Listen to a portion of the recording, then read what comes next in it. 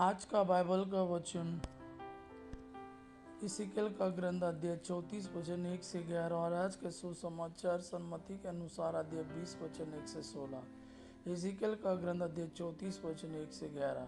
प्रभु की वाणी मुझे यह कहते हुए सुनाई दी, मानव पुत्र, इज़राइल के चरवाहों के विरुद्ध भविष्यवाणी करो और उनसे कहो, चरवाहो, प्रभु ईश्वर यह कहता है, धिक्कार इज़राइल के चरवाहों का, वे केवल अपनी देखभाल करते हैं। धिक्कार इज़राइल के चरवाहों को, वे केवल अपनी देखभाल करते हैं।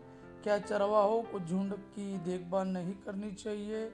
तुम भेड़ों का दूध पीते हो, उनका ऊन पहनते और मोटे पशुओं का वध करते हो, किंतु तुम भेड़ों को नहीं चराते। तुमने कमज़ोर भेड़ों को पौष्टिक भोजन नहीं दिया, बीमारों को चंगा नहीं किया, घायलों के घावों पर पट्टी नहीं बांधी, भूली भटकी हुई भेड़ों को नहीं लौटा लाए और जो खो गई थी उनका पता नहीं लगाया। तुमने भेड़ों के साथ निर्दय और कठोर व्यवहार किया है।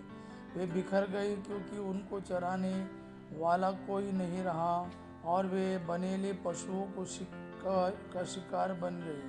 मेरी भेड़ें सब पर्वतों और ऊंची पहाड़ियों पर भटकती फिरती है। वे समस्त देश में बिखर गई है और उनकी परवाह कोई नहीं करता, उनकी खोज में कोई नहीं निकलता। इसलिए चरवाहो, प्रभु की वाणी सुनो। प्रभु ईश्वर यह कहता है, अपने अस्तित्व की शपथ, मेरी भेड़ें चराने वालों के अभाव में बनेले पशुओं का शिकार और भक्ष्य बन गई है।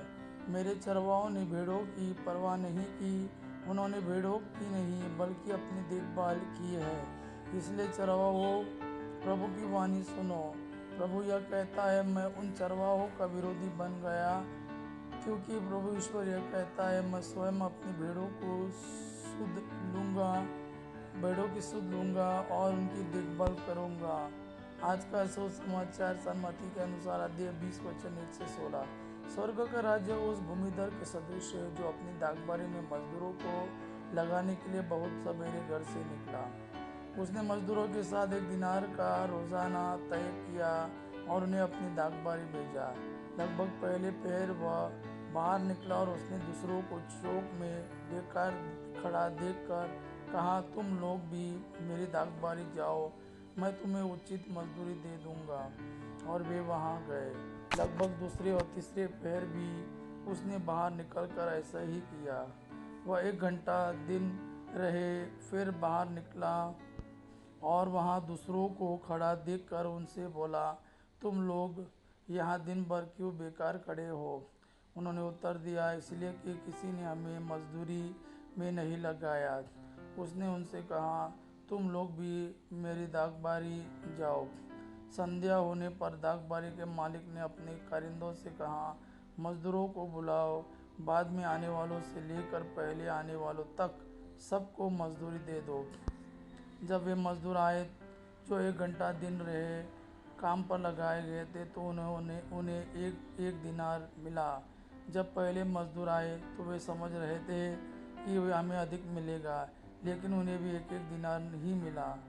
उसे पाकर वे यह कहते हुए भूमिधर के विरुद्ध बुनबुनाते थे, इन पिछले मजदूरों ने केवल घंटे भर काम किया, तब भी आपने इन्हें हमारे बराबर बना दिया, जो दिन भर कठोर परिश्रम करते और धूप सहते रहे। उसने उनसे एक को यह कहते हुए उत्तर दिया, भाई, मैं तुम्हारे साथ अन्याय नहीं कर रहा हूँ। क्या तुमने मेरे साथ 1 दिनार नहीं तय किया था? अपनी मजदूरी लो और जाओ। मैं इस पिछले मजदूरों को भी तुम्हारे जितना देना चाहता हूँ।